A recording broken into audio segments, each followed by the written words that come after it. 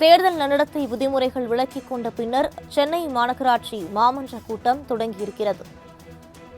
Mayor Priya தலைமையில் சென்னை பெருநகர மாநகராட்சியின் மாமன்ற கூட்டம் தொடங்கியிருக்கிறது.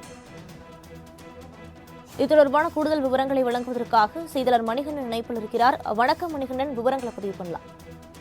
வணக்கம். தேர்தல் நன்னடத்தை விதிமுறைகள் அமல்ல சென்றதுனால கடைசியாக பிப்ரவரி மாதம் சென்னை மாநகராட்சிக்கான பட்ஜெட் கூட்டத்தொடர் நடைபெற்றது. அதற்கு பிறகு இந்த கூட்டத்தொடர் முழுமையாக தேர்தல் நன்னடத்தை விதிமுறைகளுக்கு உட்பட்டு நிறுத்தி வைக்கப்பட்டிருந்தது. இந்த நிலையில 3 மாதங்களுக்கு பிறகாக இந்த மாதம் மாநகராட்சிக்குன்னு சாதாரண மாமன்ற கூட்டம் கூடியிருக்கிறது. மொத்தமாக 85 தீர்மானங்கள் இந்த கூட்டத்தில் நிறைவேற்றப்பட இருக்கிறது.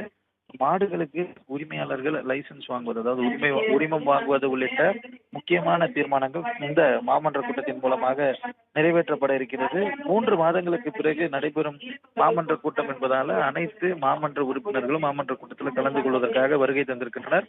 சென்னை மாநகராட்சி மேயர், துணை மேயர் மற்றும் ஆணையர் தலைமையில் இந்த கூட்டம் நடைபெற்றுக் கொண்டிருக்கிறது.